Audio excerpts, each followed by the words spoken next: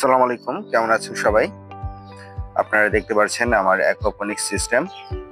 আমরা অ্যাকোপনিক্স সিস্টেমের জন্য নতুন করে মাছের পোনা অর্ডার করেছি।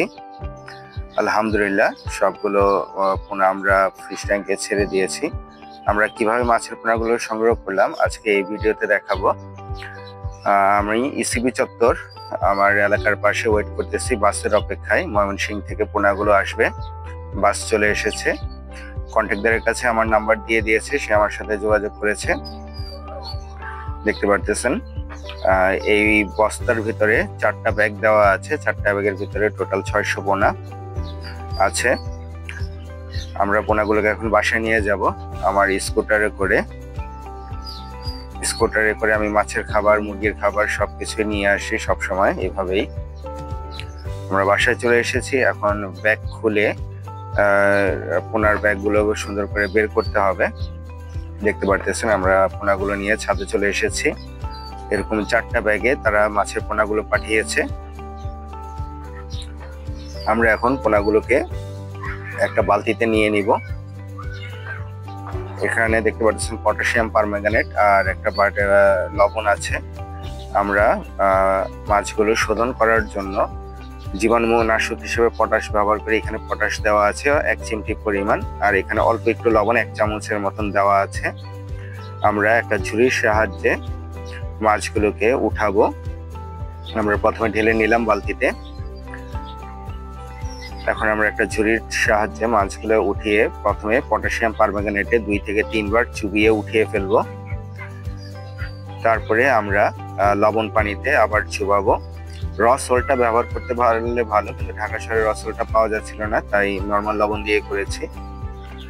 দেখতে পাচ্ছেন আমি এখন গুনে গুনে সবগুলো মাছের পোনা ছেড়ে দিব।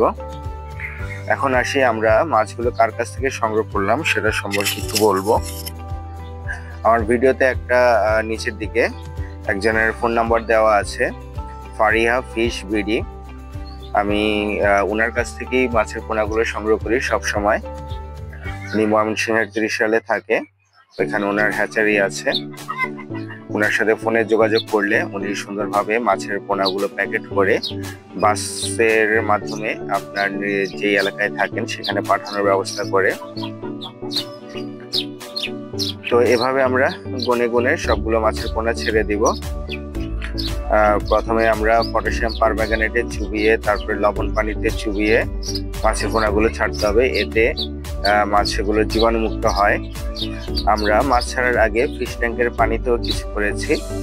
আমরা ফিশ ট্যাঙ্কটা পরিষ্কার করে নতুন পানি দিয়ে অল্প পরিমাণ চুন দিয়েছি, আনুমানিক 50 গ্রামের মতো। তারপরে অল্প পরিমাণ লবণ, আনুমানিক 10 থেকে 20 গ্রাম হবে, দিয়ে সারা রাত সার্কুলেশনে রেখেছি, যাতে মাছে কোনো জীবাণু থাকলে সেগুলো নষ্ট হয়ে যায় ফিশ ট্যাঙ্কে। এভাবে জীবাণুমুক্ত করে আমরা সারাদিন ফিশ ট্যাঙ্ক চালু রেখেছিলাম। অক্সিজেন পাম্প দেওয়া ছিল, আর ফিশ ট্যাঙ্কের পানিটা ফিশ ট্যাঙ্ক নিয়ে সার্কুলেশন হয়েছে সরাসরি, যাতে ভালোভাবে ওগুলো মিক্সিং হয়ে যায়। তো আমরা সবগুলো মাছের পোনা ছেড়ে দিয়েছি।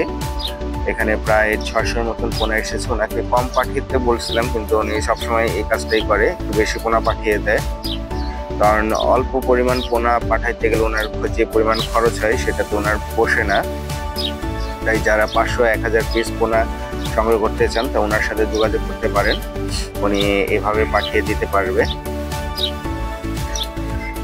তো সবগুলো মাছের পোনা ছাড়ার পরে আমরা দেখব কি অবস্থা। দেখতে পারতেছেন মাছগুলো খুব সুন্দরভাবে ছাড়া হয়েছে এবং ভালো আছে, আলহামদুলিল্লাহ। সবাইকে অসংখ্য ধন্যবাদ ভিডিওটি এতক্ষণ কষ্ট করে দেখার জন্য। আসসালামু আলাইকুম, খোদা হাফেজ।